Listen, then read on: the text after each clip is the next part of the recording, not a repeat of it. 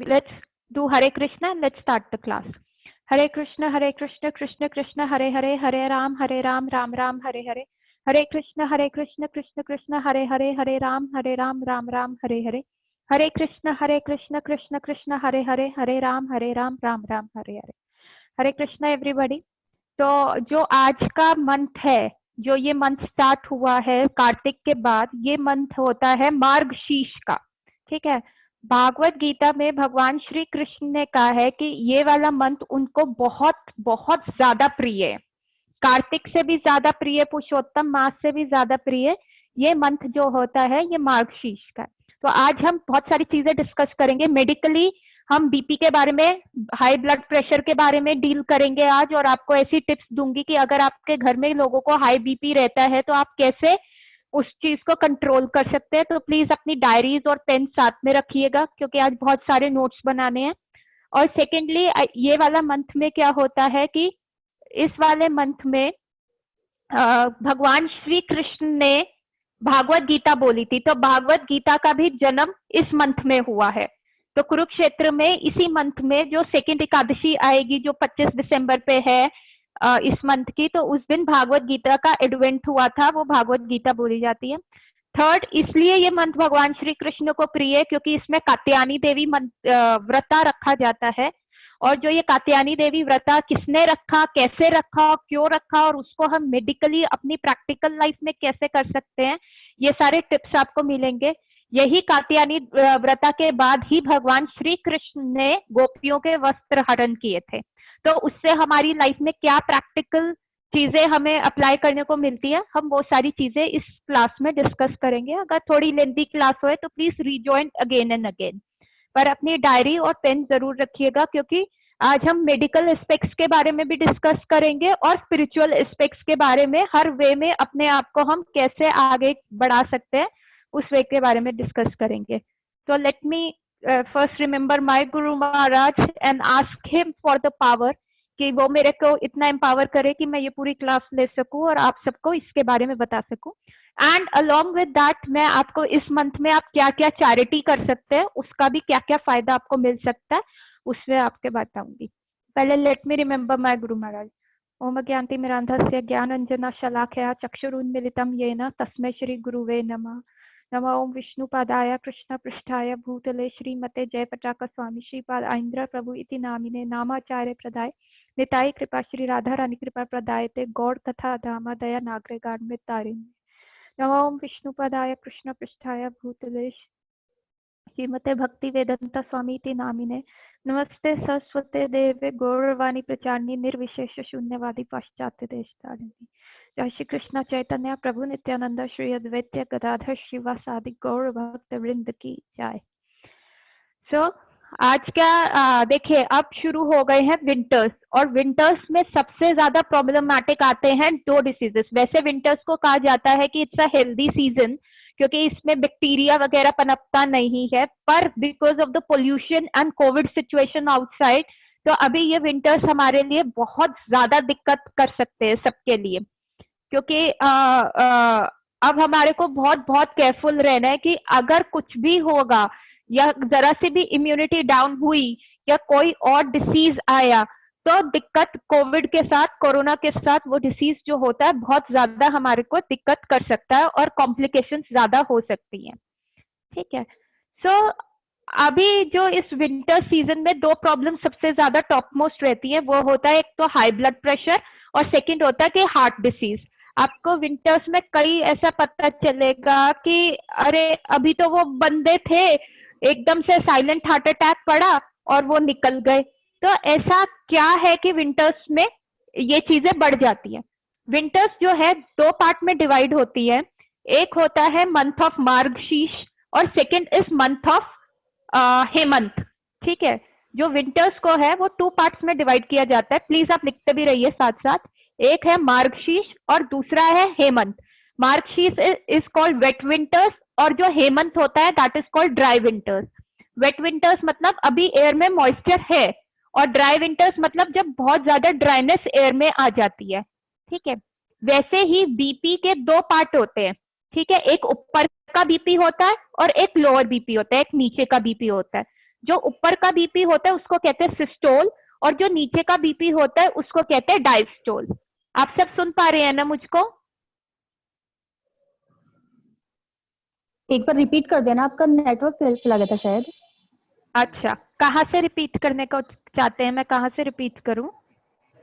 जो स्टार्टिंग में बोला था ना, विंटर का महीना आ गया वहीं से। हाँ, विंटर्स जो होते हैं दो पार्ट में डिवाइडेड होते हैं।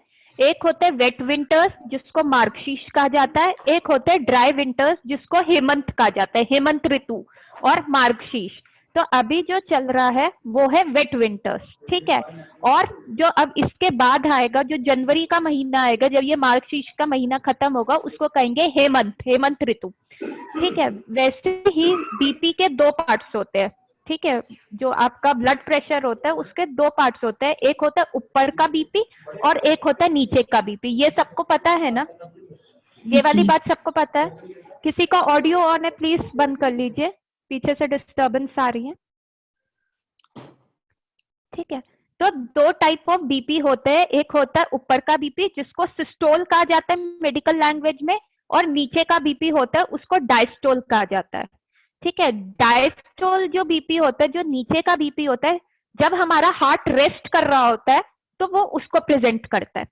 तो अभी जो मार्गशीर्ष का महीना है इसमें ऊपर का बीपी बढ़ता है, और जो अभी हेमंत का जो जनवरी की सर्दी आएगी उसमें नीचे का बीपी बढ़ता है, ठीक है। इतनी बात समझ में आई सबको?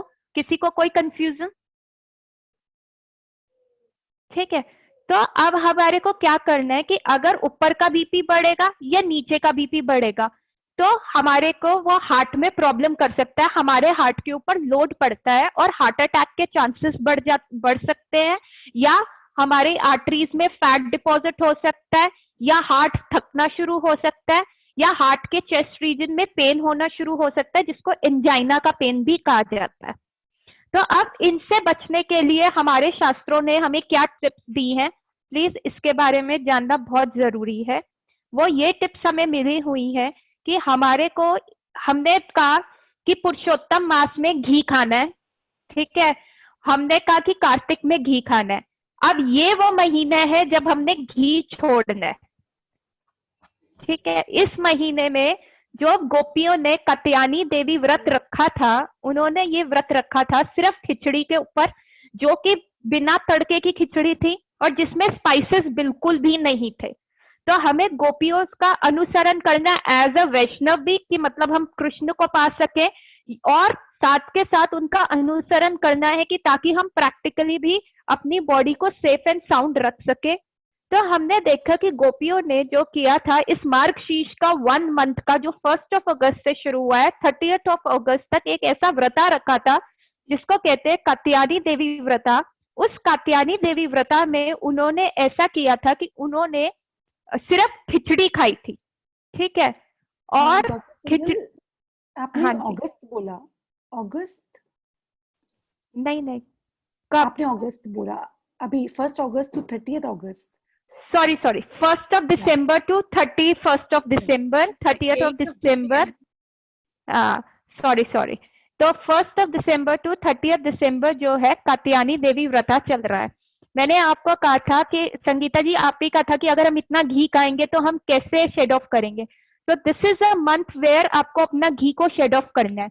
यही मंथ होता है जिसमें घी को छोड़ा जाता है या मक्खन कम किया जाता है, और यही मंथ होता है जब आपको पीनट ऑयल, अब इस समय क्या आएगा, मूंगफलियां आएंगी, और यही टाइम होता है ऑलिव ऑयल में कुकिंग करने का, ठीक है, जिससे आपको अपना बीपी कंट्रोल कर सकते हैं। अभी से हम प्रिपेयर होंगे, क्योंकि जैसे मैंने कहा कि winters has been divided into 2 parts, एक है आपका वेट विंटर्स और अब आने वाला आएगा ड्राई विंटर्स जो कि हेमंत है।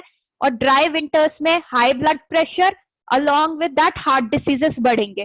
तो जो ये मार्गशीर्ष का महीना आता है, this is the preparation for wait dry winters, कि हम अपने हार्ट को और बीपी को, कोलेस्ट्रॉल को कैसे कंट्रोल कर सके। तो are we all on the same page? सबको समझ में आ रहा है जो मैं बताना चाह रही हूँ? किसी को अभी तक कोई कंफ्यूजन? तो हमने क्या कहा है कि हमने जो है गोपियों का अनुसरण करना है, कि गोपियों ने इस महीने कात्यायनी देवी व्रता रखा था ताकि वो श्री कृष्ण को पति रूप में पा सके, और साथ के साथ उन्होंने वो व्रता कैसे रखा था, वो ऐसे रखा था कि उन्होंने मंथ में खिचड़ी खाई थी। तो इसका मतलब है हमें बहुत लाइट फूड खाना है इस मंथ में। आपने ज्यादा तला हुआ नहीं खाना, डीप फ्राइड नहीं खाना, तड़के वाली ज्यादा चीजें नहीं खानी, बहुत लाइट फूड खाना है। सो अब ये मंथ है जिसमें आपने ऑलिव ऑयल या पीनट कुकिंग, आप पीनट ऑयल की कुकिंग आप कर सकते हैं, ठीक है। साथ में उन्होंने जो व्रत रखा था, उन्होंने स्पाइसेस कम किए थे। तो अगेन ये टाइम है, उन्होंने स्पाइसेस के बिना खिचड़ी खाई थी, तो उनकी ये एक ऑस्टेरिटी थी, तपस्या थी। तो हमें इस महीने मिर्च वगैरह सारी कम करनी है। हमें जितने भी एक्सेसिव स्पाइसेस है वो भी हमें कम करने हैं। क्यों? क्योंकि इससे हमारी बॉडी हेल्दी रहेगी। क्योंकि विंटर्स में अभी हमारा जो आपका बॉडी का मेटाबॉलिक रेट होता है वो स्लो हो जाएगा। तो आप कुछ भी हैवी खाओगे तो बॉडी को पचाने में, करने में बहुत दिक्कत होगी, ठीक है। विंटर्स में हम कितनी एक्सरसाइज कर सकते हैं? हम ज्यादातर कंबल में घुसे रहते हैं। जितना समर्स में हम एक्टिव हो पाते हैं, क्या विंटर्स में हो पाते हैं? बिल्कुल भी नहीं। सेकेंडली जो मैं एक एडिशनल आपको बता रही हूँ कि विंटर्स में गुड़ खाना आप शुरू कर दीजिए, बिकॉज बाहर का जो पोल्यूशन का लेवल है बहुत एक्सेसिव है। अब गुड़ खाने का तरीका ये है, आपको सुबह खाना है और या आपको दोपहर को खाना है। प्लीज उसको इवनिंग में या रात को मत खाइएगा, क्योंकि इवनिंग और रात में खाने से वो छाती में जम सकता है। तो अगर आप सुबह खाएंगे, और देखिए आपका डेली एक्टिव पीरियड क्या होता है, मॉर्निंग का ही होगा। तो आप जब पोल्यूशन में जाएंगे तो जो भी आप इनहेल करेंगे, जितने भी डस्ट पार्टिकल्स या जो भी पोल्यूशन का वर्स्ट कैटेगरी आ रही है, तो वो इकट्ठा होके गुड़ के साथ आपके स्टूल के थ्रू चला जाएगा, तो वो आपके लंग्स में डिपॉजिट नहीं होगा। तो इसीलिए गुड़ आप मॉर्निंग में खाइए या दोपहर को खाइए as a habit, and it is very important, अभी शुरू कर दीजिए। सेकेंडली, आप अभी जिनको बहुत एक्सेसिव स्किन का प्रॉब्लम नहीं होता या स्किन का इचिंग नहीं होता या जिनको वुलन क्लोथिंग से ज्यादा एलर्जी नहीं होती, वो इस मौसम में अभी से मूंगफली खानी भी शुरू कर सकते हैं। और मूंगफली तब तक खाई जाती है जब तक लोहड़ी तक आती है। 13th को जो होती है, 13th ऑफ जनवरी में जब वेट विंटर, ड्राई विंटर शुरू हो जाते हैं, तब हमें मूंगफली खानी बंद कर देनी चाहिए। जनरली लोग क्या करते हैं, लोहड़ी के बाद मूंगफली खानी शुरू करते हैं कि जी लोहड़ी के समय मूंगफली पॉपकॉर्न्स वगैरह आते हैं। तो एक्चुअली लोहड़ी का कंसेप्ट ये होता था कि अब ये हार्वेस्ट हो गया, अब जितनी भी घर में एक्स्ट्रा मूंगफली या पॉपकॉर्न्स पड़े होते थे वो हम जो बॉनफायर जो लोहड़ी के टाइम जलती है उसमें ऑफर कर देते थे, खत्म कर देते थे कि जी एक्स्ट्रा है, अब ये हमें और नहीं खानी। और लोग क्या करते, 13 जनवरी के बाद ही ये सारी चीजें शुरू करते हैं। तो आप लोगों ने, अगर आपको मूंगफली, गुड़ की पट्टी, ये सब खाना है, ये अभी ये टाइम है मार्गशीर्ष का जिसमें आप खाना शुरू कर सकते हैं। सेकेंडली, मैम पर ये काफी एसिडिक होती है काफी, मतलब एसिडिक, मैंने यही कहा कि आपको साथ के साथ क्वांटिटी कम रखनी, ठीक है। जिसको सूट करती है वो खाएं, जिसको नहीं करती बिकॉज ऑफ अदर रीजंस, मेरा कहने का मतलब है इस महीने अभी खा लो, 13 जनवरी के बाद जब ड्राई विंटर शुरू हो जाएंगे तब नहीं खाना। और जिसको नहीं सूट करती तो वो तो फिर अपनी बॉडी की इम्यूनिटी के हिसाब से देख ले, ठीक है। गॉट माय पॉइंट रुचि? ठीक है सर। और सेकेंड थिंग जो मैं आपको बता रही थी, आउट ऑफ द वे, जो हाई ब्लड प्रेशर का होता है, तो इस महीने जैसे हम बहुत ज्यादा पराठे वगैरह खाते हैं, ठीक है, आप खाइए पराठे, कोशिश कीजिए। देखिए हाई आपका डाइजेशन जो होता है वो होता है दोपहर को 2 से लेके 4 बजे तक। तो ये जो डाइजेशन का टाइम होता है आफ्टरनून में 2 to 4, तब बॉडी का सुपर डाइजेशन होता है। तो अगर ऑफ रिसेंट आपको कोई बदपरहेजी करनी है तो 2 से 4 के बीच में कीजिएगा, और जो है आगे पीछे मत कीजिएगा, स्पेशली रात को तो इस सीजन में बिल्कुल भी मत कीजिएगा, ठीक है। एम आई क्लियर अभी तक? ठीक है। और जो एक एक्स्ट्रा पॉइंट मैं बता सकती हूँ कि जैसे अगर आप पराठे खा रहे हैं तो उसको मॉर्निंग में खाइएगा या आफ्टरनून में खाइएगा। और अगर आप पराठे ले रहे हैं और आपके घर में हाई ब्लड प्रेशर की ससेप्टिबिलिटी है किसी को, या किसी को हार्ट का थोड़ा सा प्रॉब्लम लगता है कि बीपी की वजह से शूट हो सकता है, तो इस सीजन में घी का रायता लेने से या घी का रायता 12 महीने खाने से भी बीपी जो होता है धीरे धीरे कम आता है। जिनको स्टमक में अल्सर्स का भी प्रॉब्लम होता है वो भी बहुत हेल्पफुल रहता है। तो घी का रायता आप अपनी डाइट में इंक्लूड कर सकते हैं। इवन अगर आप बहुत पराठे खा रहे हैं विंटर्स में तो साथ में घी का रायता खाइए, ठीक है। रात को चावल नहीं खाने, रात को हाई फ्राइड चीजें नहीं खानी, जो भी खा रहे हैं तो हल्का शैलो फ्राइड खाइए। घी कम से कम काओ घी आप ले सकते हैं, काओ का घी ले सकते हैं क्योंकि वो इतना ज्यादा सैचुरेटेड नहीं होता, लेकिन जो आपका ये बफलो का घी आता है वो आप मत लीजिएगा, ठीक है। और अगर जैसे हाई बीपी और क्या कहते हैं हार्ट का पीछे प्रॉब्लम है तो इस सीजन में क्या कहते हैं आप ऑलिव ऑयल या पीनट ऑयल यूज कर सकते हैं। किसी का भी क्वेश्चन? हाँ जी, काऊ घी कहाँ से और कौन सा बेस्ट रहता है वैसे? अब ये तो देखिए आपको ढूंढना पड़ेगा। मिलता का यार? ये तो आप कोई सर्वे करे ना और हमें भी बताए। ये तो मैं कहूंगी please tell me also. And what about the वो मस्टर्ड तो ऑयल? घर का बना ही ज्यादा अच्छा रहेगा ना। हाँ घर का भी, लेकिन अगर बफलो का दूध आता है गाय के दूध का ही होना चाहिए। मस्टर्ड जैसे ऑयल? घर में गाय है का उसका घी। हाँ हाँ वो होना बहुत वो है। हाँ जी, किसी को और क्वेश्चन? मस्टर्ड ऑयल जो होता है वो बेसिकली देखिए ठंडा होता है, मेरे हिसाब से वो समर कुकिंग के लिए ज्यादा अच्छा रहता है। गरम नहीं होती सरसों तो आई थिंक गरम होती है ना? सरसों गरम, मेरे को उसके बारे में थोड़ा सा कंफ्यूजन है। मैं थोड़ा होती है तेल आता है, नहीं, सरसों तो गरम होती है। पीली सरसों का भी तो गरम तेल होती आता है। है। वो गरम पीली होता है।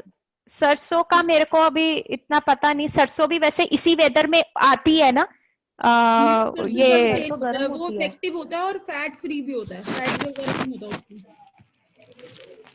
चलिए उसके बारे में मैं जरा पढ़ के या कहीं से लेट मी सर्च इट कि मैं उसके बारे में आपको नेक्स्ट क्लास में क्लियर करूंगी, ठीक है। मेरे जो चीज मुझे पता नहीं, I should not put a statement on the public platform ना, क्योंकि पीपल फॉलो, ठीक है। तो अभी जो हमने करना, चावल हाँ रात को चावल तो मैंने हल्के होते इसलिए हैं। नहीं, चावल रात को मैंने इसीलिए मना किया है क्योंकि उसमें वाटर कंटेंट ज्यादा होता है, ठीक है। तो अगर एक्सेसिव वाटर कंटेंट उसके अंदर ज्यादा रहेगा तो आपको डिस्टरबेंस होएगी, गैस्ट्रिक प्रॉब्लम्स हो सकती है। तो इसीलिए बॉइल्ड राइस भी नहीं खा सकते?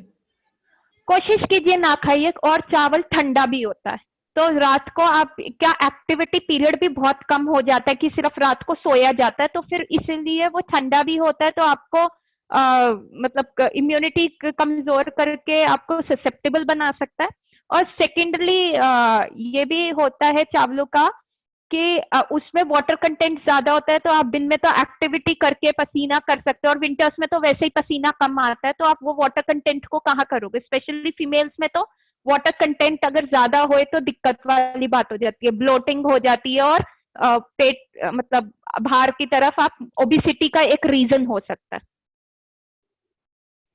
ठीक है। अभी तक सबको क्लियर? अभी तक everyone, we are all on the same page, ठीक है। सो नाउ हमने इतना सारा मेडिकली इस चीज को डिस्कस कर लिया कि आगे बीपी और का हम कैसे प्रिवेंट कर सकते हैं और क्या क्या डिसीजेस अब के आ रहे हैं। तो ये हो गया आउटर बॉडी का। Now let's go to the inner body, let's go to our soul. अब हम अपने सोल पर्सपेक्टिव के बारे में सोचेंगे कि ये महीना क्यों इतना इम्पोर्टेंट है, ठीक है।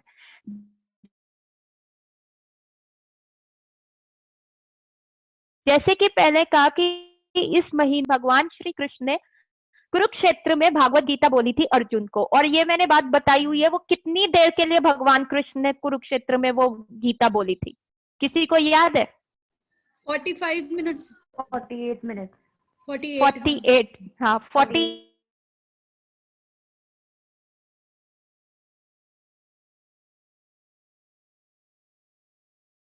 थी। और भागवत गीता जो है, जैसे आईफोन मिलता है तो आईफोन को यूज करने का एक मॉडल मिलता है कि इसको कैसे यूज करना है।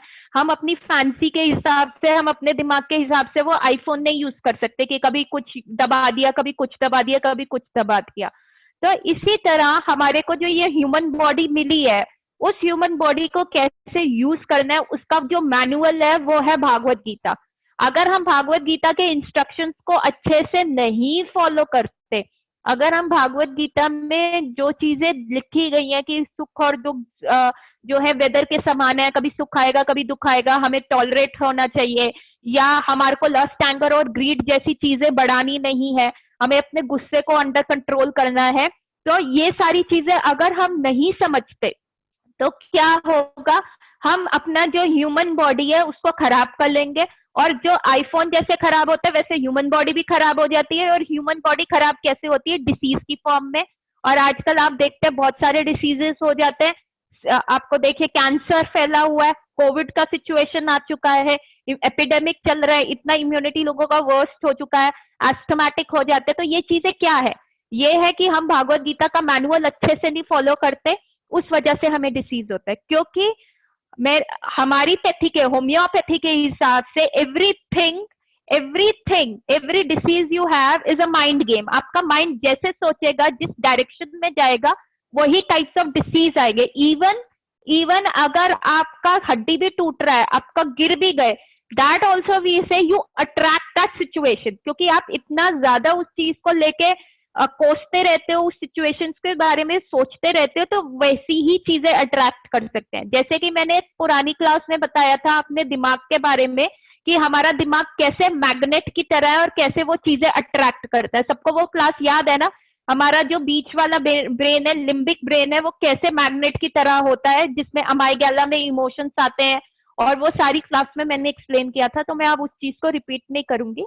दोबारा से आप वो लेक्चर सुन सकते हैं जिसको भी सुनना है। अब हमने उस क्लास में डिस्कस किया था कि कैसे हम खुशियों को भी मैग्नेट की तरह अट्रैक्ट कर सकते हैं और दुख को भी मैग्नेट की तरह अट्रैक्ट कर सकते हैं।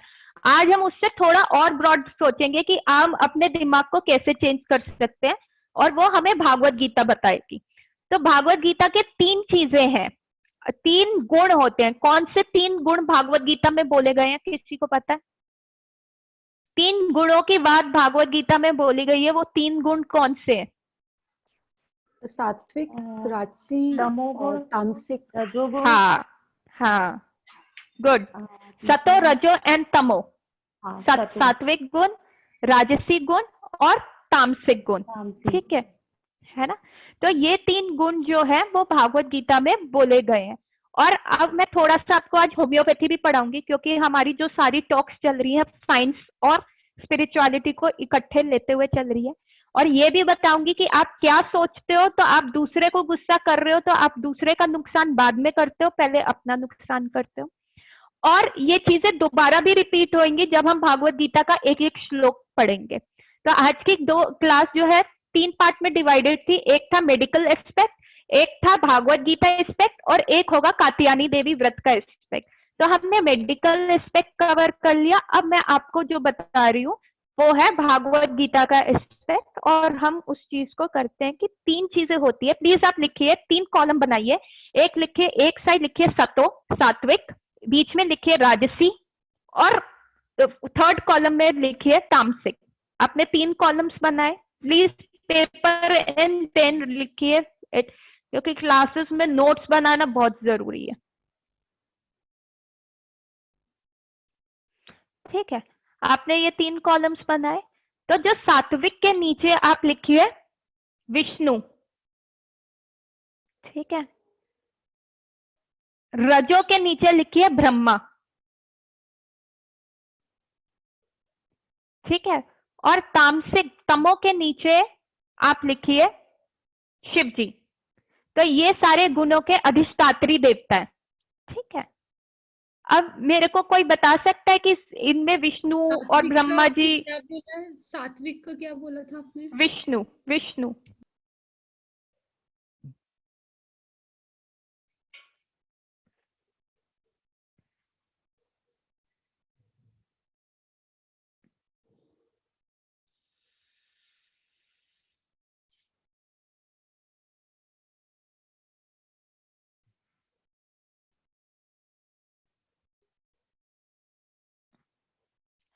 अभी कोई बता सकता है कि हमने सात्विक में विष्णु क्यों लिखा और रजो में ब्रह्मा क्यों लिखा और शिव जी को उसमें क्यों लिखा हमने तमो में?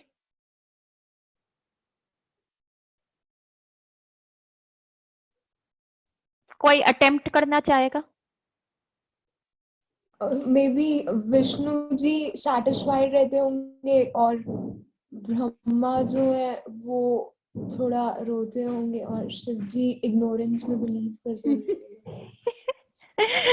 इतना ज्यादा फट्टे नहीं मारने होते ना। अटेम्प्ट का मतलब होता है थोड़ा नियर बाय लॉजिकली अटेम्प्ट करना है।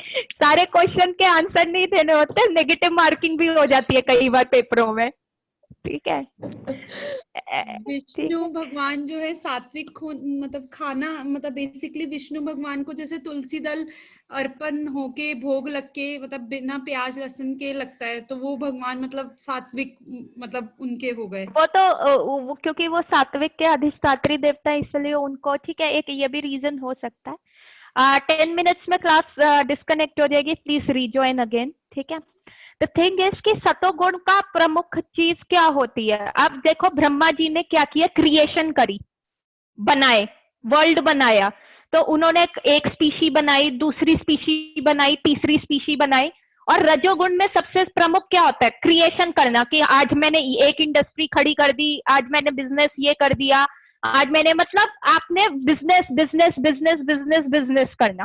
ठीक है, यही होता है रजो में। रजो में जो प्रमुख होएगा, जो ज्यादा रजो में रहेगा, वो कैसे करेगा? वो कहेगा जी मेरे को तो पेपर में फर्स्ट आना है, तो उसके लिए चाहे दिन रात मेहनत करो, रात को लगो, चाहे जो भी करो, मेहनत करते जाओ करते जाओ करते जाओ करते जाओ। तो ये होता है रजोगुण, कि आज मेरे पास इतना पैसा, और कलेक्ट और कलेक्ट और कलेक्ट करो।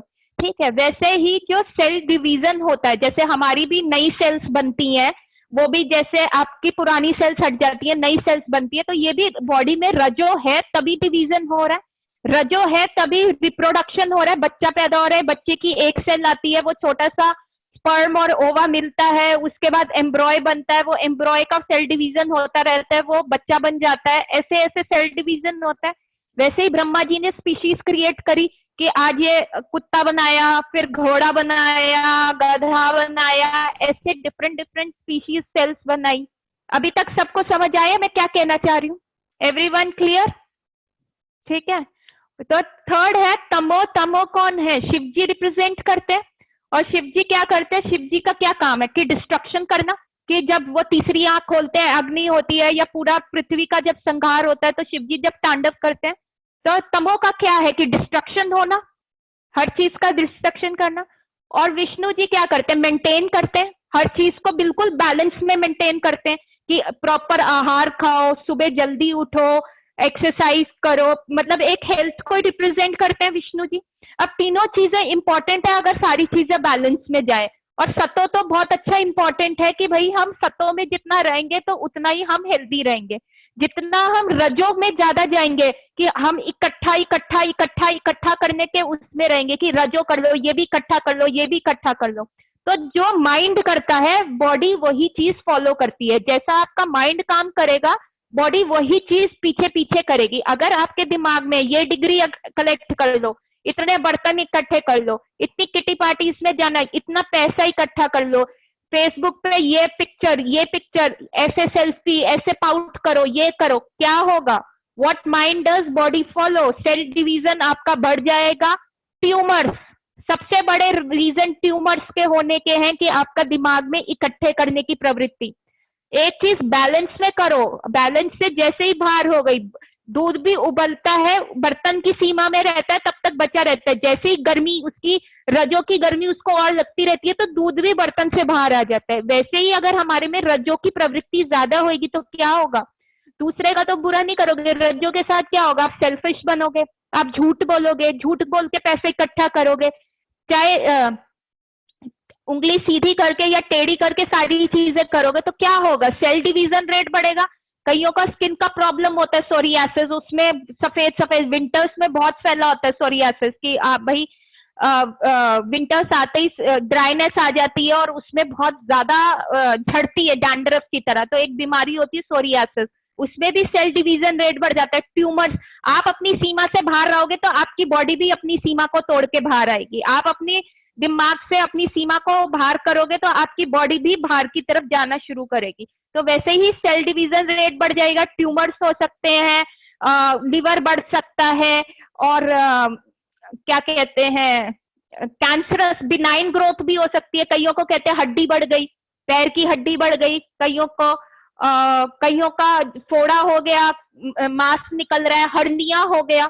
ये सारी जो चीजें हैं, जितना आप रजोगुण में प्रमुख करोगे, किसी का बुरा नहीं करोगे। सबसे पहले जहर जिस बोतल में रखा होता है, जहर पहले उस बोतल को खराब करता है, दूसरे को तो बाद में नुकसान करेगा।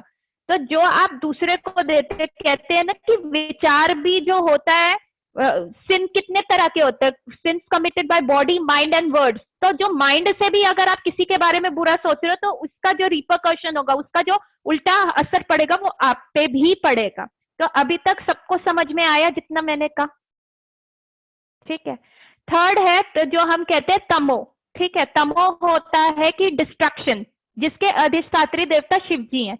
अगर डिस्ट्रक्शन होगा तभी नई चीज बनेगी। जैसे अगर आपने घर बनाया तो आप पहले पुराना घर हटाओगे तभी नया बनाओगे। जैसे हमारी सेल्स भी हैं, जो मेरे को लगता है कि हम अपना हैप्पी बर्थडे सेलिब्रेट करते हैं, तो एक पूरे साल में हमारी सेल्स चेंज हो जाती है, एक साल में न्यू सेल्स आती हैं। तो पुरानी हटेंगी तभी नई आएंगी। अगेन वो अपना जितना बैलेंस में है उतना वो चलता रहेगा तो वो ठीक है। जैसे ही वो बैलेंस हटेगा तो और वो अपनी सीमा को क्रॉस करेगा तो डिस्ट्रक्शन हमारी बॉडी में भी आएगी। हम किसी का बुरा बोलते हैं, हम किसी को गाली देते हैं, हम किसी के मन में विचार करते हैं उसका ऐसा हो जाए, उसको बद्दुआ देते हैं, या हम बदला लेने की भावना अपने दिमाग में रखते हैं, या हम किसी के लिए वायलेंट हो जाते हैं। जैसे रोड रेज है कि हल्के से गाड़ी पे स्क्रैच हो गया, बेल्टे निकाल के मारना शुरू कर देते हैं, गन लेके मारना शुरू कर देते हैं। तो जो ये वाली डिस्ट्रक्शन मेंटालिटी है कि उसने मेरे को ऐसे बोल कैसे दिया, मेरा अपमान कैसे कर दिया, मेरे को ऐसे गंदी बात क्यों दे दी, ऐसे क्यों देख दिया, उंगली कैसे उठा दी। तो ये सारी तमोग्रह की प्रवृत्ति है कि उनमें इग्नोरेंस हो जाता है, पेशेंस लेवल कम हो जाता है कि भैया इंफियोरिटी कॉम्प्लेक्स हो गया कि भैया मेरे तो सारे लोग चल रहे हैं। तो उसमें क्या होगा, जैसा दिमाग सी बॉडी, जैसे ही आप फॉलो करना शुरू करोगे तो बॉडी में भी डिस्ट्रक्शन का रेट बढ़ जाएगा, सेल्स डिस्ट्रक्शन शुरू हो जाएगी। सबसे पहले क्या होगा, अल्सर, कट, कैंसर। कैंसर जो बॉडी को डिस्ट्रॉय करता है अंदर से, वैसी बीमारियां हो जाएंगी, अल्सर्स होने शुरू हो जाएंगे, स्किन फटनी शुरू हो जाएगी, ब्लड आना शुरू हो जाएगा। जैसे तलवार के निशान पड़ते हैं ना डिस्ट्रक्शन में, वैसे ही बॉडी के अंदर भी तलवार के निशान पड़ने शुरू हो जाएंगे वो, और हम खुद अपने आप को मारेंगे। ठीक है, तो अभी तक are we on the same page? सतो इज की हेल्थ में कैसे रहना है। सतो इज की हमें हेल्थ में सुबह हमने जल्दी से जल्दी उठना है, नियम पे एक्सरसाइज करनी है, भगवान को भोग लगा के खाना खाना है, तमोगुण वाले खाने को हमने नहीं खाना, सतोगुण वाले खाने को खाना है। तो हेल्थ में रहना, तभी हेल्थ में रहेंगे। अगर हम रजों में रहेंगे, बस यही सोचते रहेंगे पैसा कैसे कमाना है, घर कैसे बड़े करने हैं, सारी चीजें, तो क्या होगा, हमारा दिमाग उसी जगह लगा जाएगा, भजन क्रिया नहीं कर पाएंगे। और तमो भी क्या करेगा, अगर हमारा दिमाग सिर्फ दूसरे को हार्म करने में लगा रहेगा तब भी हम भजन क्रिया नहीं कर पाएंगे। तो जो भागवत गीता है हमें कहती है कि सतों में रहो, पर भागवत गीता एक कंसेप्ट बोलती है, ठीक है सतों में भी रह के, सबको समझ में आ रहा है, सतों में भी रह के आप जो है भगवान को नहीं पा सकते। तो अब हम क्या करें, सतों में भी रह के अगर हम भगवान को नहीं पा सकते तो फिर हमारे को भागवत गीता एक कंसेप्ट देती है जिसको कहते हैं विशुद्ध सत्वा। प्लीज लिख लिया, विशुद्ध सत्वा या प्योर सत्वा। ठीक है, सतों में भी रह के हम में अहंकार की आ सकता है कि देखो मैंने कितना दान किया, देखो मैं तो समय पे उठता हूँ, ये तो उठता नहीं है। तो ऐसा कंपैरिजन सतों में भी रह के आ सकता है। तो जो हमारे को श्रीमद् भागवतम का नॉलेज और भागवत गीता का नॉलेज बताता है वो है विशुद्ध सत्वा। विशुद्ध सत्वा में रहने का मतलब होता है कि आप ये सारी चीजों को इन सारी चीजों को क्रॉस ओवर करके ऐसे पार्ट में रहते हैं जिसमें आपका बॉडी अलग होती है और आप सिर्फ सोल के बारे में सोच रहे हैं कि सोल को कैसे ऊपर लेके जाना है। और ह्यूमन बॉडी का आपको ये जैसे व्हीकल है, मैंने कहा था ह्यूमन बॉडी क्या है, एक आपकी BMW गाड़ी है, मर्सिडीज है, आपने पॉइंट ए से पॉइंट बी में जाना है। पॉइंट ए आपका मटेरियल वर्ल्ड है और पॉइंट बी आपका स्पिरिचुअल वर्ल्ड है। आपने पॉइंट ए से स्पिरिचुअल वर्ल्ड में जाना है। जब हम विशुद्ध सत्वा में होते हैं तो हमारा दिमाग वन टारगेटेड होता है, तब हमारी बॉडी को आया हुआ डिसीज हमें पेन नहीं देता। तब बॉडी की डुअलिटी जो होती है, सुख और दुख, गर्मी और सर्दी, और क्या कहते हैं पेन, ये सारी चीजें हमें फील होनी बंद हो जाती है। हम देखते हैं ना कितने सारे साधु संत जो होते हैं बर्फीली गुफाओं में सिर्फ एक कोपिन पहन के घूम रहे होते हैं, सिर्फ एक नीचे का वस्त्र पहन के बिना स्वेटर्स वगैरह पहने हिमालय पे चढ़ाई कर रहे होते हैं। तो ये कैसे होता है कि जब हम अपनी बॉडी की डुअलिटी से दूर हो जाए कि सुख और दुख, मान अपमान, गर्मी सर्दी, ये सारी जो दो चीजें होती है इनको हटा दें और सिर्फ आनंद की स्टेट में रहें। जब हम अपने सोल के बारे में सोचते हैं तो इस तत्व को कहते हैं विशुद्ध सत्वा, जो कि हाईएस्ट डिसीज फ्री रहने में हेल्प करता है। और सेकेंडली अगर आपको कोई डिसीज आता है तो आपकी बॉडी, क्योंकि माइंड आपका डिटैच है, आपका माइंड इन सारी चीजों में फंसा नहीं हुआ, तो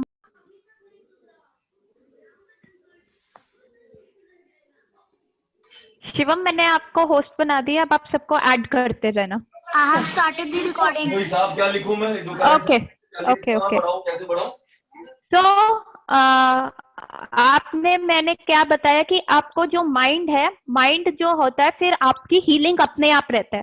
क्यों हम साधु संतों के पास जाते हैं, क्यों हम उनको कहते हैं कि इसके सर पे हाथ फेर दो, क्यों हम कहते हैं इनके हाथ में शफा है, क्यों हम कहते हैं, किसी का प्लीज ऑडियो ऑन है, प्लीज बंद कर लीजिए। क्यों हम साधु संतों के पास जाते हैं, क्यों हम कहते हैं इनके सर पे हाथ फेर दो, क्यों हम उनसे आशीर्वाद लेने जाते हैं? क्योंकि उनका मेंटल पावर, माइंड का पावर इतना स्ट्रांग हो चुका होता है, जिसको हम विशुद्ध सत्वा की स्टेट में होते हैं, कि वो अपनी हीलिंग तो करेंगे ही करेंगे, साथ में वो दूसरे की भी हीलिंग कर देते हैं। क्यों हम कहते हैं कि गुरु होना बहुत इंपॉर्टेंट है, गुरु हमारे सारे दुख को दूर कर सकते हैं। क्यों हम भगवान के पास जाते हैं? क्योंकि वो ऑलरेडी उस सत्वा स्टेट में है कि वो माइंड को इतना कंट्रोल कर लेते हैं, और बॉडी क्या करती है, माइंड के पीछे पीछे जाती है। माइंड आगे आगे चलता है, बॉडी पीछे पीछे जाती है। और अगर आपका माइंड इतना स्ट्रांग हो जाएगा तो बॉडी उसको फॉलो करेगी करेगी, as a rule, as a thumb rule, body उस चीज को फॉलो करेगी ही करेगी। तो आपको कोई बीमारी टच ही नहीं कर सकती अगर आपके माइंड में वो विशुद्ध सत्वा आप उस लेवल पे ले जाएंगे, और खुद को भी हील कर सकते हैं और दूसरों को भी हील कर सकते हैं। जो हमारा डॉक्टरी सिंबल है ना, जो दो सांप जाते हैं और एक डंडी के ऊपर और ईगल ऊपर होता है, यही विशुद्ध सत्वा को रिप्रेजेंट करता है कि कैसे आप अपनी कुंडलिनी जो होता है नीचे से स्पाइन के ऊपर जाके कुंडलिनी को ऊपर तक ले जा सकते हैं, और तब आपकी विजन ईगल जैसी हो जाएगी और आपके हाथ में हीलिंग पावर हो जाएगी कि आप किसी को छुओगे भी। जैसे कितने लोग जाते हैं संतों के पास कि भाई उसके पैर को छुआ और वो चलना शुरू हो गया, कितने ऐसे मिराकल्स हम देखते हैं। तो ये मिराकल्स क्या है, इसके पीछे ये साइंटिफिक रीजन है, क्योंकि वो अपने माइंड को इतना स्ट्रांग बना सकते हैं, और जो उनका ऑरा होता है वो इतना स्ट्रांग हो सक जाता है कि वो अपने की हीलिंग तो कर ही सकते हैं और दूसरों की भी हीलिंग कर सकते हैं। तो are we all on the same page? सबको समझ में आया जो मैंने आज को बताया? ठीक है।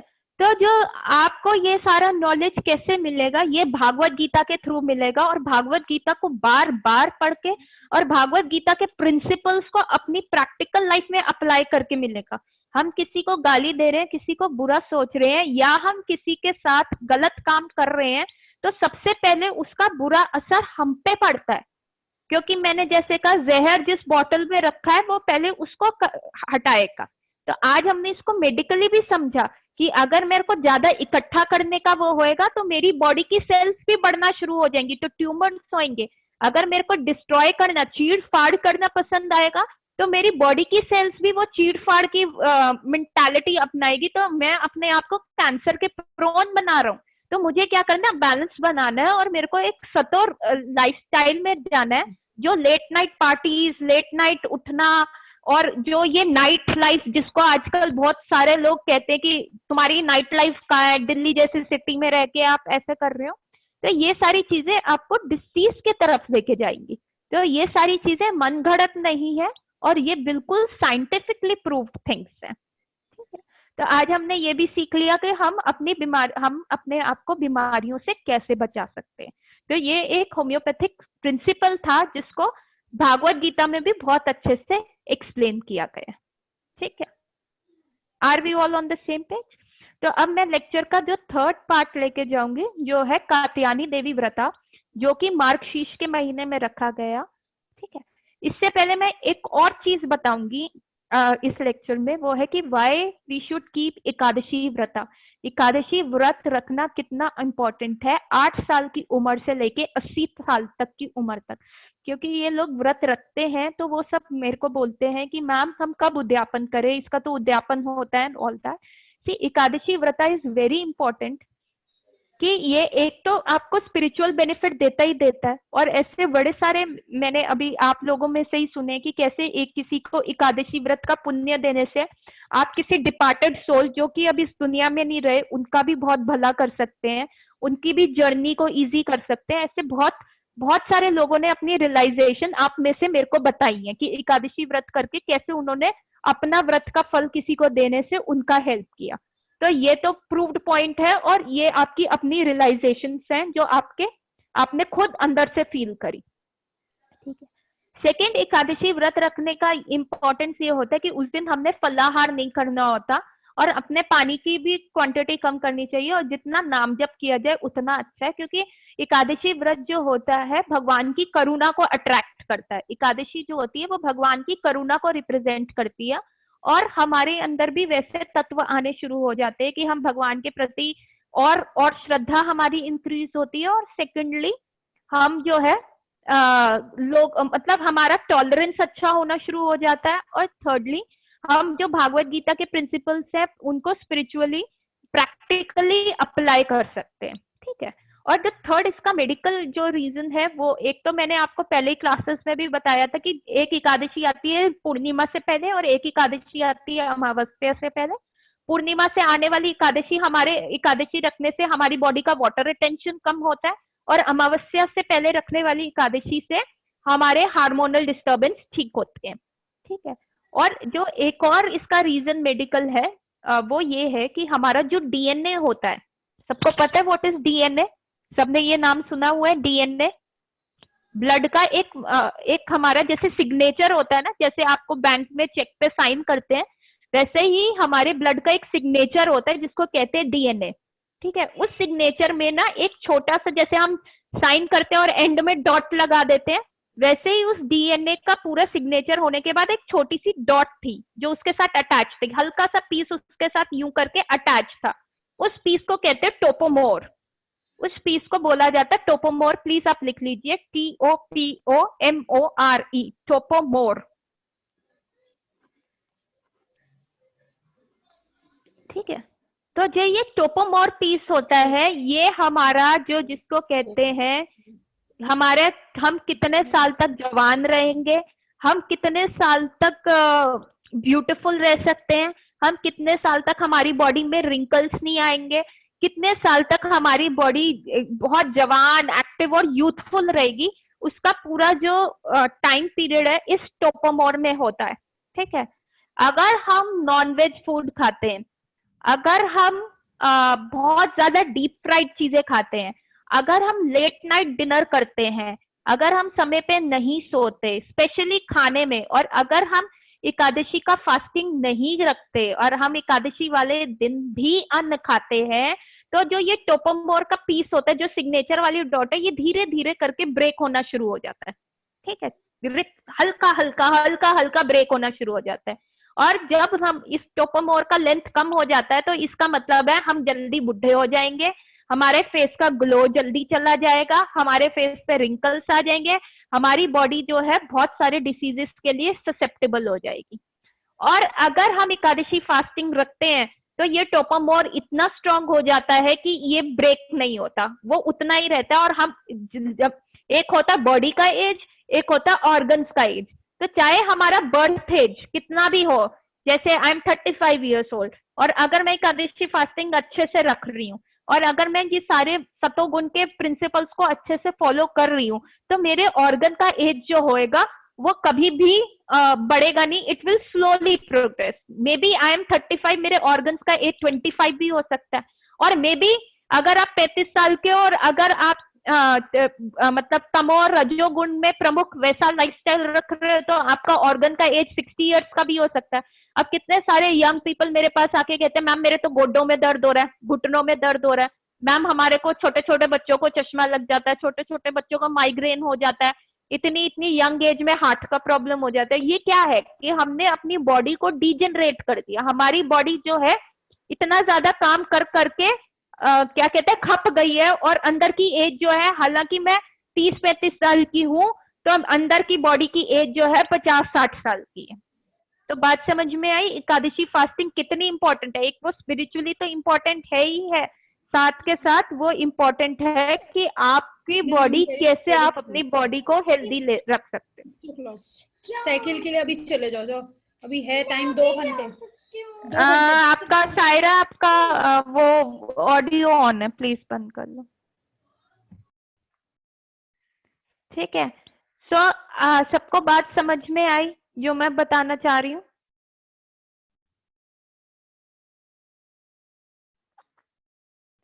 ठीक है, तो हमारे को ये सारी चीजों का ध्यान रखना है। अब third part of the lecture पे आ रहे हैं हम, जिसको कहते हैं कात्यायनी देवी व्रत। अब this is the totally spiritual aspect. ये जो था व्रत, ये कुंवारी कन्याओं, गोप कन्या ने भगवान श्री कृष्ण को पति रूप में पाने के लिए किया था। अब अगेन यहाँ पे हम कृष्ण की एनर्जीज को डिवाइड करेंगे, तो आप प्लीज पेपर पे लिखिए वर्ड कृष्ण और उनको 3 कॉलम्स में डिवाइड करिए। सबने लिखा? कृष्ण लिखिए और उनको 3 कॉलम्स में डिवाइड करिए। पहले कॉलम पे लिखिए बहिरंगा शक्ति, ये कृष्ण की शक्तियां हैं। कृष्ण को 3 कॉलम्स में डिवाइड किया। पहले लिखिए बहिरंगा शक्ति, फिर सेकंड में लिखिए अंतरंगा शक्ति, और थर्ड में लिखिए तटस्थ शक्ति। तटस्थ, तट, जैसे समुद्र का तट होता है ना, वैसे ही तटस्थ शक्ति। कृष्ण को 3 पार्ट्स में डिवाइड किया, बहिरंगा शक्ति, अंतरंगा शक्ति और तटस्थ शक्ति। जिनको हिंदी में प्रॉब्लम है, बहिरंगा शक्ति का एक्सटर्नल एनर्जी, अंतरंगा शक्ति का इंटरनल एनर्जी, इंटरनल पोटेंसी, और तटस्थ को लिखिए marginal potency. External potency, internal potency and marginal potency. अब जो इंटरनल एनर्जी है, ठीक है, उसके कॉलम में लिख सकते हैं ब्रैकेट में योग माया, और जो एक्सटर्नल पोटेंसी है उसके ब्रैकेट में लिखिए महामाया, और जो मार्जिनल एनर्जी है तटस्थ जिसको आपने लिखा है, उसमें देखिए जीव, वी जीव, हम जो लोग हैं, जीव, जीव हम, ठीक है, ठीक है। अब इंटरनल पोटेंसी जो है, अंतरंगा शक्ति, उनको फर्दर 3 कॉलम में डिवाइड कीजिए। इंटरनल पोटेंसी को फर्दर 3 कॉलम में डिवाइड कीजिए। उसमें लिखिए संधनी शक्ति, संवित शक्ति एंड हलादनी शक्ति। संधनी SANDHI, संधनी शक्ति। सेकेंड लिखिए संवित SAMVIT, संवित। और थर्ड हलादनी HLADINI, हलादनी शक्ति।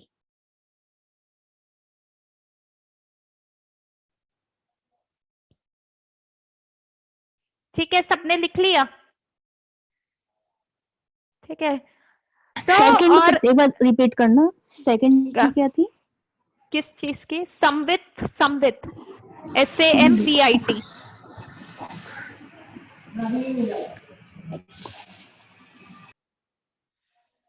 ठीक है, तो और जो आपने देखा कि और जो आपकी संवित शक्ति है, संवित शक्ति है कि जिससे भगवान कृष्ण को सबके बारे में सब कुछ पता होता है। हम कहते हैं ना भगवान अंतर्यामी है, सबके हृदय में वास करते हैं, तो वो क्या शक्ति है? वो होती है संवित शक्ति। ठीक है, और एक होती है संधिनी शक्ति, जिसका जो भगवान सर्वव्यापी है, कि भगवान कितने सारे फॉर्म्स में डिवाइड हो सकते हैं, तो वो होती है संधिनी। जैसे बलराम जी बन गए, जैसे शेषनाग बन गए, जैसे भगवान के वस्त्र हो गए, तो भगवान के वस्त्र भी भगवान होते हैं। There is no difference between भगवान और उनके वस्त्र, तो वो उनकी संधिनी शक्ति होती है।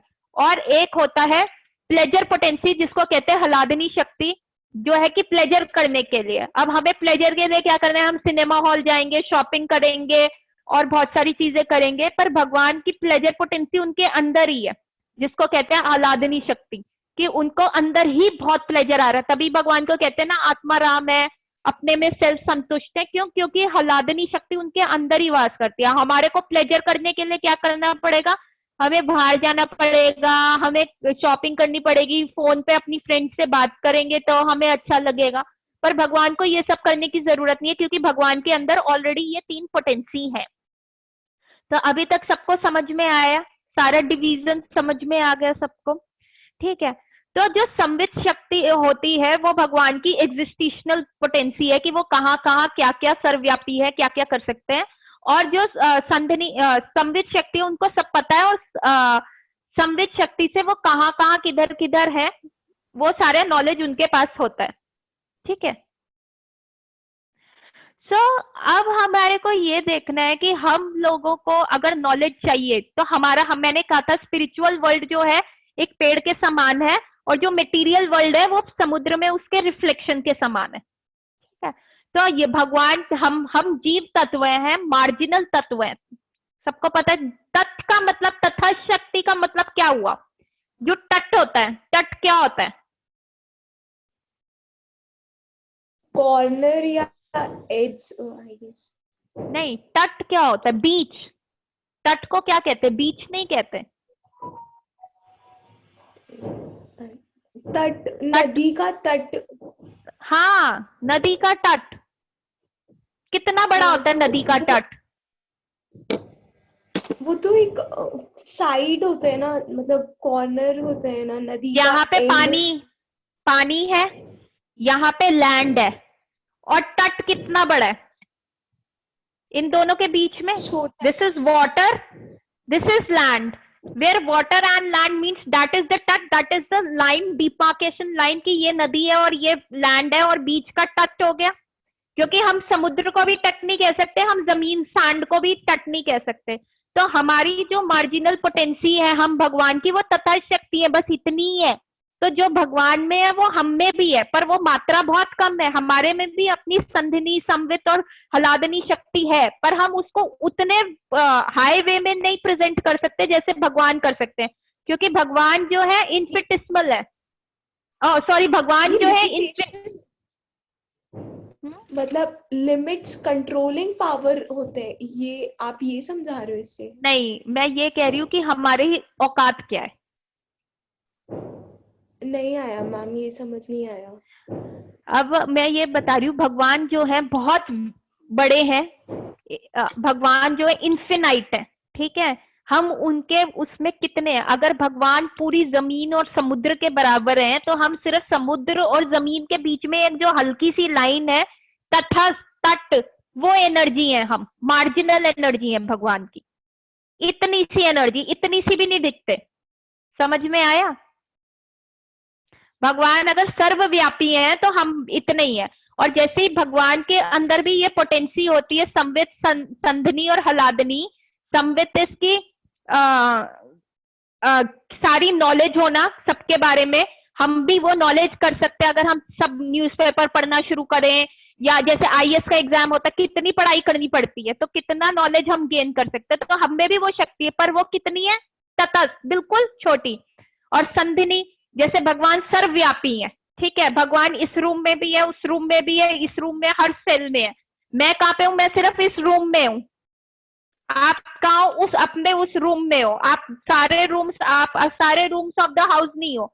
तो हमारी एनर्जी कितनी हो गई? सिर्फ हम इतना सा ही एरिया ऑक्युपाई कर सकते हैं इस हाउस का एट अ टाइम। और भगवान एट अ टाइम सारे रूम्स में हो सकते हैं, नीचे भी हो सकते हैं, ऊपर भी हो सकते हैं, पड़ोसी के घर में भी हो सकते हैं, उसके पड़ोसी के घर में भी हो सकते हैं।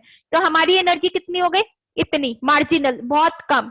और हलादनी पोटेंसी भगवान क्योंकि आत्मा राम है, उनको किसी चीज के लिए वो प्लेजर पोटेंसी उनके अंदर ही है, कि वो अपने में ही खुश रहते हैं। हमें प्लेजर के लिए क्या करना पड़ेगा? अपने फ्रेंड को फोन उठा के बात करनी पड़ेगी, या हमें शॉपिंग के लिए जाना पड़ेगा, ये किसी वे में तो हम खुश हो सकते हैं ना। पर भगवान तो इंटरनली खुश है, हमें उसके लिए एफर्ट करना पड़ता है, और भगवान को कोई एफर्ट नहीं करना पड़ता। समझ में आया? समझ में आ गया? सबको समझ में आया? पर ऐसे प्लेजर जो है वो भगवान भी तो गेन करते थे, जैसे वो अगर बटर और माखन वाखन खाते थे, वो मैंने आपको या लास्ट गोपियों क्लास में बताया था, वो लीला होती है। हमारा जो पीछे होता है, पीछे किसी मोटिव की वजह से हम काम करते हैं। तभी मैंने बताया था इट्स नॉट सोनल्स लीला। हमारी जो भी चीज हम करते हैं कि अगर मैंने हाथ यूं उठाया, भगवान तो यूं भी हाथ उठाएंगे तो उनको कहेंगे श्रीनाथ जी का दर्शन हो गया। भगवान यूं हाथ रखेंगे तो कहेंगे कृष्ण हो गए।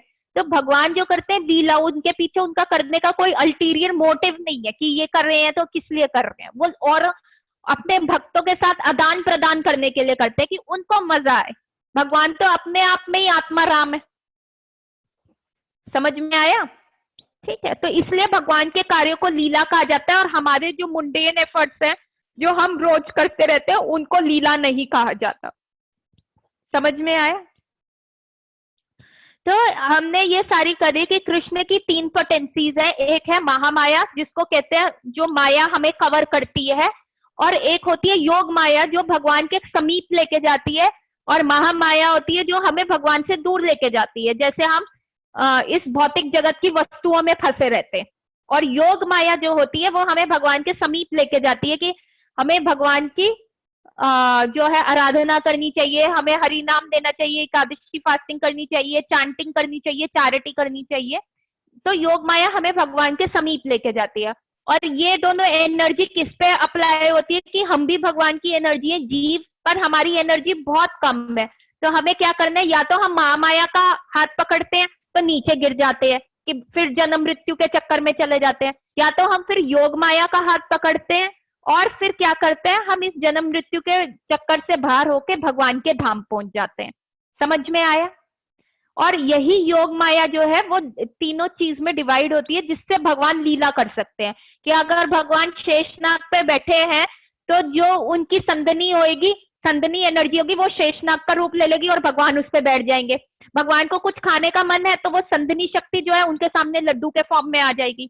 भगवान को किसी के बारे में नॉलेज करनी है कि भाई उसके पास क्या है, तो उनकी संवित शक्ति जो है वो काम में आएगी। अब भगवान को प्लेजर करना है तो वो हलादनी शक्ति जो श्रीमती राधा रानी की फॉर्म में बाहर आ जाएगी।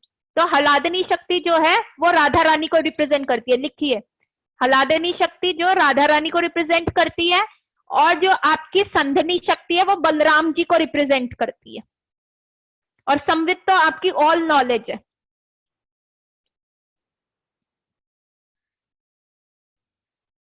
अभी तक सबको समझ में आया? कोई कंफ्यूजन तो नहीं है? और यही हलादनी शक्ति जो थी, ये फर्दर राधा रानी जो थी प्राइम थी, और यही राधा रानी फर्दर जो डिफरेंट गोपीज की फॉर्म में एक्सपैंड हुई। जैसे हमने लास्ट क्लास में बोला था कि कृष्ण पहले फॉर्म में बलराम में हुए थे, उसके बाद चतुर्व्यूह रूप आया था, और उसके बाद वो संकर्षण, नारायण, वासुदेव और सॉरी अनिरुद्ध और प्रद्युम्न का रूप आया था। फिर वो संकर्षण, महासंकर्षण में गए, फिर वो महाविष्णु। ऐसा मैंने आपको पिछली कुछ क्लासेस में ऐसा डिवीजन दिखाया था। बलराम जी का एक्सपेंशन है, क्योंकि कृष्ण जो है हमेशा इंजॉय करना चाहते हैं और सारा काम जो करते हैं वो बलराम जी करते हैं। वैसे ही भगवान की हलादनी जो शक्ति है श्रीमती राधा रानी के फॉर्म में आई, और वही राधा रानी जो है डिफरेंट गोपीज की फॉर्म में डिवाइड हुई। और यही डिफरेंट गोपीज जो है मतलब जो महारास हुआ था, तो कितनी बिलियन, 3 बिलियन गोपी उस समय वहां पे थी। 3 बिलियन, 3 करोड़ गोपियां उस महारास में प्रेजेंट थी। वो राधा रानी का ही फर्दर एक्सपेंशन थी। सबको समझ में आया? तो हम कहते हैं कि भैया कृष्ण का करेक्टर ढीला है, क्योंकि उन्होंने क्या किया, बहुत सारी गोपियों के साथ रास किया, बहुत सारी गोपियों के वस्त्र चुराए, उनको न्यूड, नंगा देखने का प्रयास किया। तो आप एक बात बताओ, आप क्या अपनी रेस्पिरेशन पावर को, आप अपनी इनहेल और एक्सेल करने की पावर को, या आपकी गैस्ट्रिक की पावर को कंट्रोल कर सकते हो? आप अपनी रेस्पिरेशन पावर को, सांस लेने की क्षमता को बाहर आके कहो कि भैया तुम बाहर आ जाओ और बंसरी बजाओ और मैं इंजॉय करूंगा? हम नहीं कर सकते। क्यों? क्योंकि हम भगवान की तटस्थ शक्ति है, बहुत माइनर। और भगवान ने क्या किया, अपनी जो हलादनी शक्ति थी, प्लेजर पोटेंसी थी कि मैं इंजॉय करना चाहता हूं, उस पोटेंसी को बाहर निकाला राधा रानी की फॉर्म में, और वही राधा रानी जो है फर्दर गोपियों के फॉर्म में डिवाइड हो गई। तो फिर भगवान का कैरेक्टर कहाँ पे ढीला हो गया कि भगवान तो अपने साथ ही इंजॉय कर रहे हैं ना, अपनी ही शक्ति के साथ इंजॉय कर रहे हैं, अपनी ही शक्ति के साथ कपड़े चुरा रहे हैं। तो भगवान ऐसा क्यों कर रहे हैं? हम जैसे मार्जिनल जो तटस्थ जीव है, जिनकी पावर बहुत कम है, उनको सिखाने के लिए कि तुम भी मेरे साथ ऐसे इंजॉय कर सकते हो, अगर तुम मेरे को सरेंडर कर दो, तुम मेरे पास आ जाओ, तो हम भी बिल्कुल इंजॉय करेंगे। बात समझ में आई? ठीक है, तो हम किस तत्व पे जाएंगे? हम किस पे जाएंगे? हम सत्व पे नहीं जाएंगे, हम विशुद्ध सत्वा पे चले जाएंगे। जब हम ऐसे एक्ट करेंगे तो ये कैसे होएगा? चैंटिंग करके, भगवान के साथ रिलेशनशिप डेवलप करके, जो कि मैंने लास्ट क्लासेस में भी बताया था, संबंध, अभिधेय और प्रयोजन। संबंध भगवान के साथ, रिलेशनशिप डेवलप करने, अभिधेय सारा एक्ट करने की जिससे हम भगवान के नियर आ सके, और प्रयोजन क्या होगा, क्या रिजल्ट मिलेगा हमें कि हम भगवान की लीलाओं में जा सकेंगे। ठीक है, तो अब वैसे भी गोपियां भी दो टाइप की हैं। अब गोपियों का भी डिवीजन लिखिए अपने पेपर पे, लिखिए गोपियां।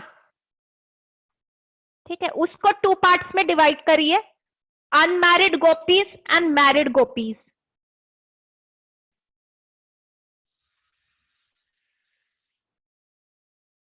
ठीक है, अब ये अनमैरिड गोपीज और मैरिड गोपीज के आगे आप दोनों का ही सेम डिवीजन आता है, वो फर्दर 3 टाइप्स में डिवाइडेड है, अनमैरिड गोपीज और मैरिड गोपीज, और तीनों का डिवीजन सेम ही है। मतलब अनमैरिड गोपीज जो हो, सॉरी 2 डिवीजन आएगा, एक होगा नित्य सिद्ध और एक होगा साधना सिद्ध। आपने लिखा गोपीज, गोपीज को 2 पार्ट में डिवाइड किया, unmarried gopis, married gopis. Married gopis को 2 पार्ट्स में डिवाइड किया, उसको लिखिए नित्य सिद्ध and second is sadhana siddh. Same way unmarried gopis can be also 2 types, nitya siddh and sadhana siddh. ठीक है, now sadhana siddh gopis can be, उसको further 2 parts में divide कीजिए। साधना सिद्ध गोपी जो होती हैं, they can be shrutichari gopis, श्रुति नहीं होती, वेद एंड श्रुति, श्रुतिचारी गोपीज, और दूसरी जो है ऋषिचारी गोपी, ऋषि। ठीक है, अब ये श्रुति गोपीज क्या थी कि वेद ने जब भगवान कृष्ण की वृंदावन लीला देखी, नित्य सिद्ध गोपी कौन है? नित्य सिद्ध गोपी जो है वो राधा रानी का डिवीजन है, जो भगवान की हलादनी प्लेजर पोटेंसी का फर्दर डिवीजन राधा रानी, और राधा रानी से जो फर्दर डिवाइड हुई है वो नित्य सिद्ध गोपी है, जो भगवान के धाम में एटर्नली परमानेंटली थ्रू आउट रहती है from the very first day. ठीक है, उन्होंने कभी मटेरियल वर्ल्ड में नहीं आई। ठीक है, तो वो नित्य सिद्ध गोपी है। ठीक है, और जो साधना सिद्ध गोपीज है, जिन्होंने रगड़े खाए हैं, मटेरियल वर्ल्ड में आके रगड़े खाए हैं, और अपनी साधना करके, हरि नाम का जाप करके, साधु संग करके, विग्रह सेवा करके, एकादशी व्रत पालन करके, अपने अंदर भगवान के लिए इतनी ज्यादा लालसा और ईगरनेस बनाई है कि वो सीधा भगवान के धाम गई है। तो हमने ये 2 स्टोरी सुनी थी। एक तो हमने सुना था कि जो जब श्री राम जी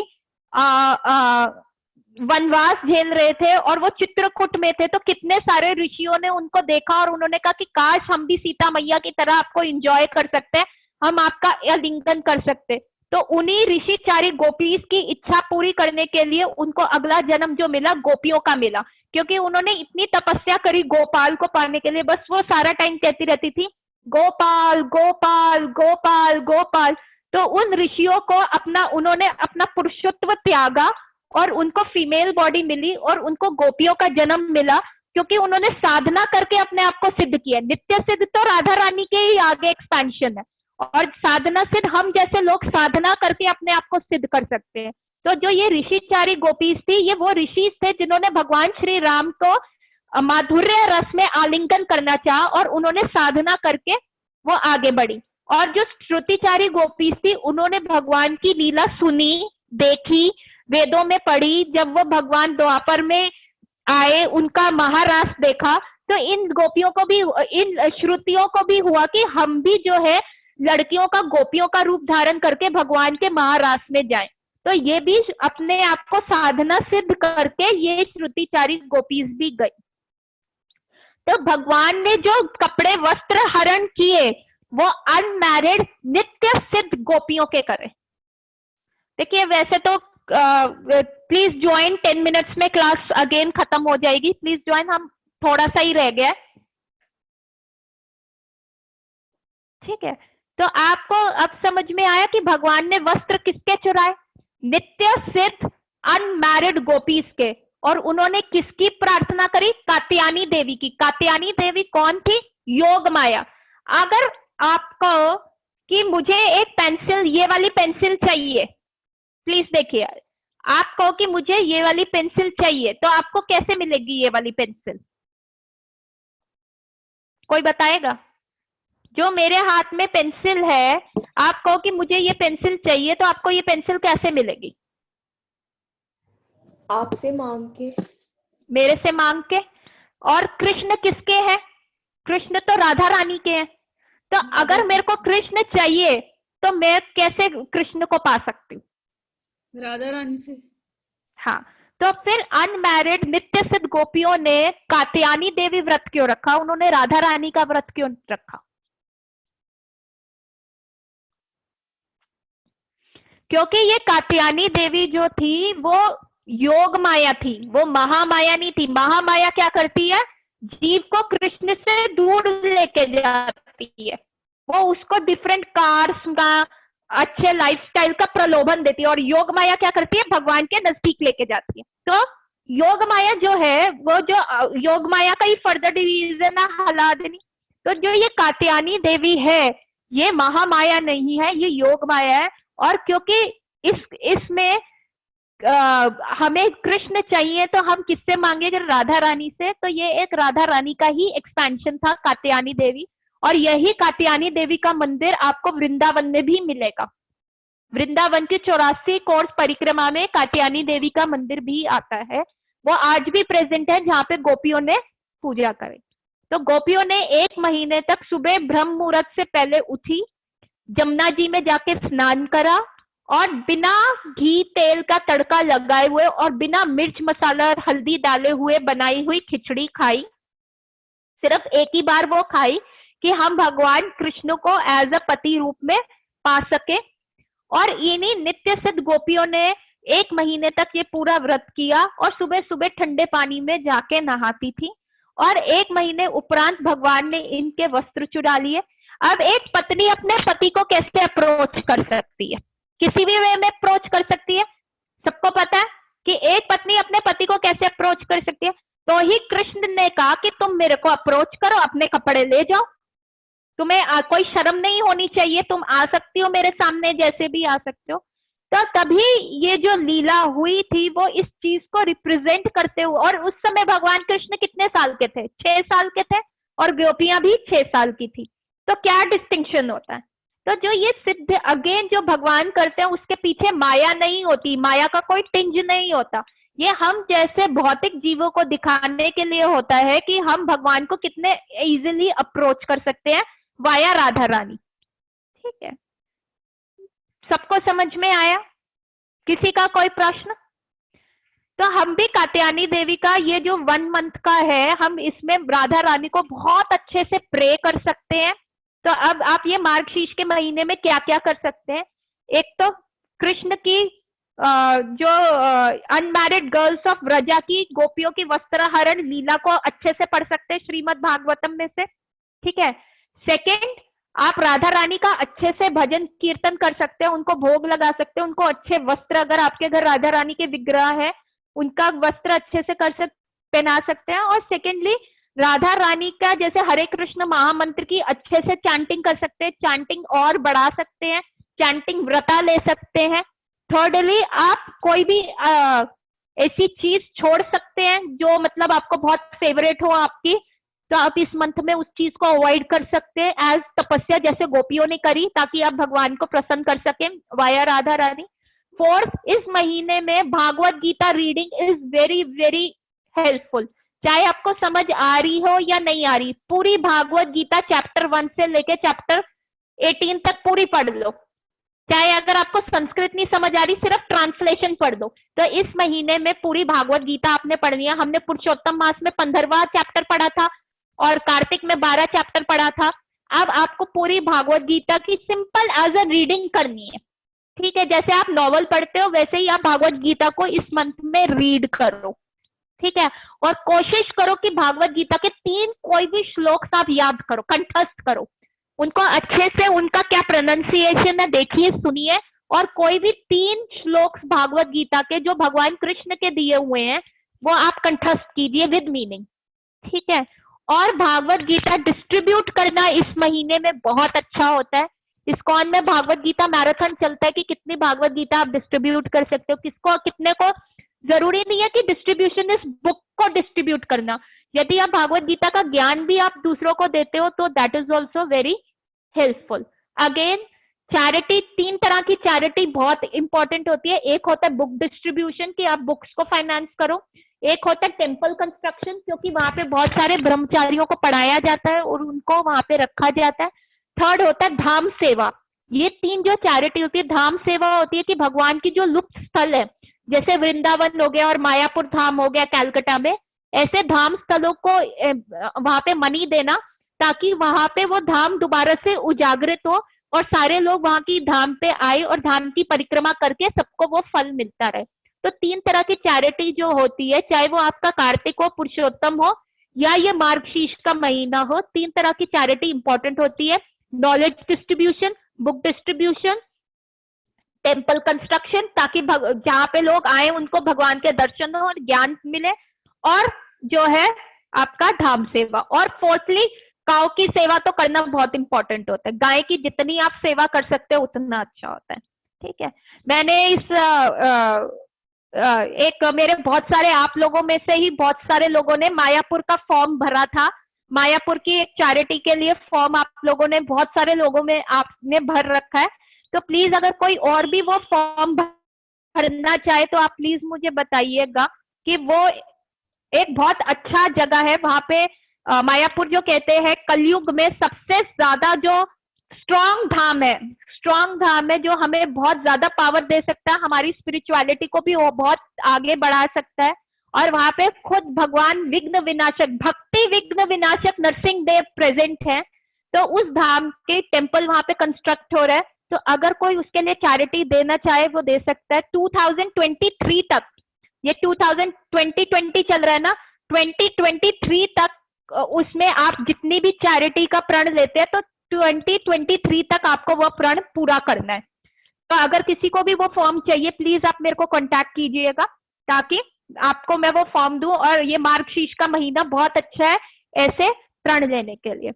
तो अभी तक सबको क्लास समझ में आई? किसी का कोई प्रश्न, किसी का कोई क्वेश्चन अभी तक? मेडिकल स्पिरिचुअल एस्पेक्ट पता चल गया कि मार्गशीर्ष के महीने में हमें क्या क्या करना है। तो प्लीज नेक्स्ट टाइम हम अपनी भागवत गीता क्लासेस पे वापस आ रहे हैं, तो प्लीज अगली बार भागवत गीता का इंट्रोडक्शन चैप्टर हम शुरू करेंगे ताकि ये मार्गशीर्ष का महीना है हम भी अपनी भागवत गीता पे आएंगे। तो लेट्स एंड द क्लास। सब अपने हाथ ऊपर करिए। लेट्स से हरे कृष्ण कृष्ण कृष्ण हरे हरे, हरे राम राम राम हरे हरे कृष्ण कृष्ण कृष्ण हरे हरे, हरे राम राम राम हरे हरे कृष्ण कृष्ण कृष्ण हरे हरे, हरे राम राम राम हरे हरे। चलिए आपका मार्गशीर्ष का महीना बहुत अच्छा रहे। प्लीज आप कोई प्रण लीजिएगा, कुछ चीज छोड़िएगा, ऑस्टेरिटीज कीजिएगा, जितना आप कर सकते हैं चैरिटी कीजिएगा और भगवान भागवत गीता करिएगा। और स्पेशल सबसे इम्पोर्टेंट जो है वो है चैंटिंग। अलादीन ने भी चिराग को रगड़ा था तो जिन निकला था, तो जितनी माला रगड़ोगे तो भगवान का प्रेम हृदय में से ही निकलेगा। तो प्लीज चैंटिंग कीजिए, चैंटिंग को बढ़ाइए। और अब हम नेक्स्ट वेडनेसडे मिलेंगे। So I will end my class there. Hare Krishna everybody. Happy Margशीर्ष to you. Happy Katyani Devi Vrata to you all. जय श्री कृष्ण। जय श्री कृष्ण। शिवम क्लास आप बंद कर सकते हैं, रिकॉर्डिंग।